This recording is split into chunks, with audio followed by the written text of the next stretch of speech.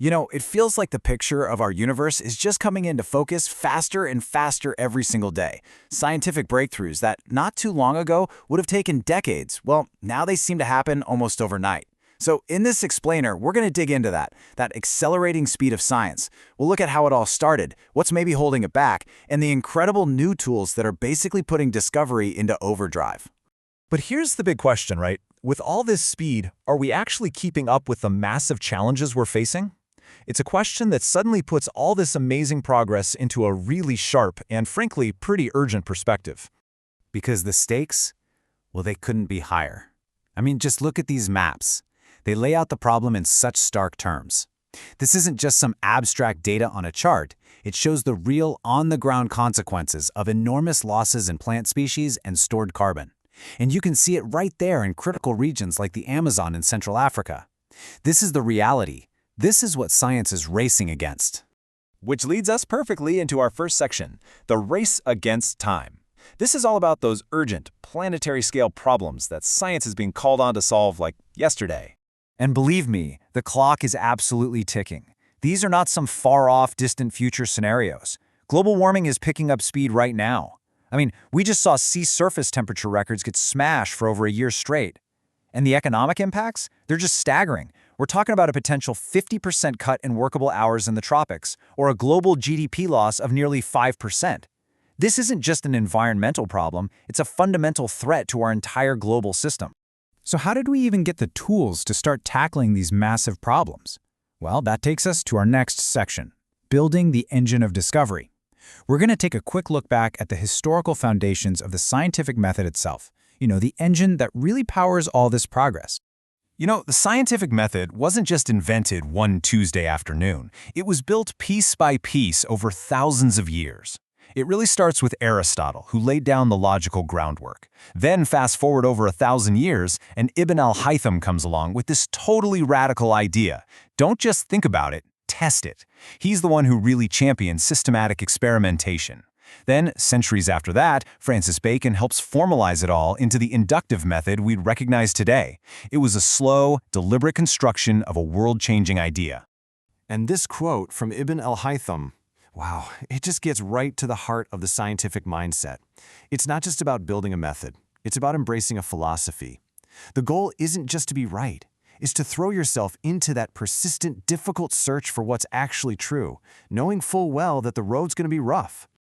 Okay, so let's break down that foundational piece from Aristotle a little bit. The inductive-deductive method is basically this powerful loop. You start with induction. You see specific things. An apple falls, the moon orbits, and from that you infer a general principle, like, say, gravity. Then comes deduction. You use that big principle to make a new prediction, and you go out and test it. It's that cycle, right? Observing, generalizing, and then testing. That's the core of the engine. But that engine doesn't always run perfectly smooth. So in our next section, let's look at the friction in the system, all the modern challenges that can cause that finely tuned engine to, well, grind and sputter a bit. It's a simple statement, but it's so true. As powerful as the method is, the day-to-day practice of science, it can be messy. There are real systemic problems that slow things down and, introduce a lot of uncertainty. And here is maybe the biggest source of that friction, the reproducibility challenge. A survey in the journal Nature turned up some pretty shocking numbers. Get this, 70% of researchers have tried and failed to reproduce another scientist's work. But maybe even crazier, over half have failed to reproduce their own work. Think about that. If we can't reliably reproduce results, that puts a huge brake on scientific progress. I absolutely love this analogy from mathematical biologist Irakli Laladze. It frames reproducibility not as some impossible, out-of-reach ideal, but as a matter of good scientific hygiene. It takes work, sure, it takes time, but once you make it part of the routine, like brushing your teeth, it just strengthens the whole system. It's all about building the right habits. But hey, not all the friction is systemic. Sometimes the slowdown is just because of the sheer, mind-bending difficulty of the questions themselves. We are pushing at the absolute limits of our understanding, searching for things we can barely even imagine. And the search for dark matter is the perfect example. Just think about this. We're looking for an interaction so incredibly rare it might happen less than once a year in a whole kilogram of detector material. To even have a shot, you have to build these massive detectors deep underground to escape all the cosmic ray noise. And you have to literally invent new technology that can sense these impossibly tiny transfers of energy. This isn't just hard, it's a monumental feat of engineering and just patience. But despite all that friction, we are finding amazing ways to hit the accelerator. In this next section, we're going to look at the breakthroughs that aren't just small improvements. No, these are total game-changing leaps forward. Let's just start with a number, 20x. What does that even mean?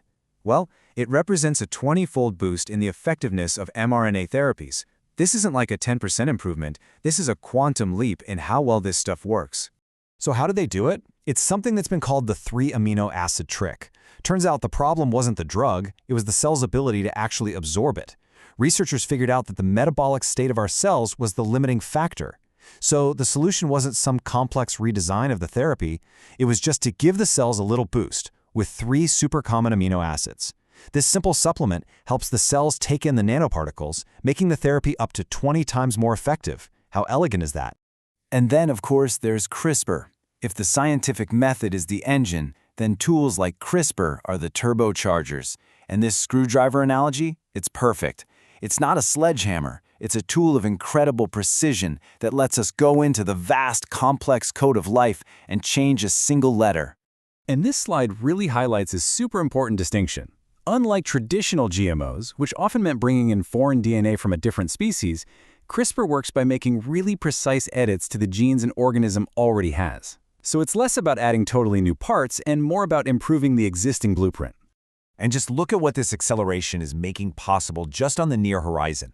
By 2026, we are looking at hybrid solar cells with incredible efficiency, drought-tolerant crops thanks to CRISPR, a real solution for recycling clothes, and even self-healing infrastructure. Seriously, this is not science fiction. This is the direct result of this accelerating pace of discovery happening across so many different fields at once. So where does all this speed lead us? Well, it feels like it's bringing us right to the edge of the next quantum leap, not just in science, but in discovery itself. You know, when you trace that line all the way from Aristotle's early logic through Ibn al-Haytham's experiments, all the way to the AI-powered labs of today, you see this one unmistakable trend. The engine of discovery itself is constantly being upgraded.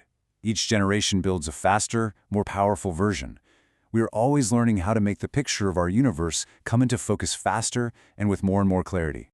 And that leaves us with this final, really crucial question. We've become incredibly good at accelerating discovery. We can make that picture go faster than we ever thought possible. But that speed, it buys us something incredibly precious. It buys us time to actually address those massive challenges we saw at the very beginning. And so the ultimate question isn't about the technology or even the method. It's about our own wisdom. What are we going to do with the time that science has given us?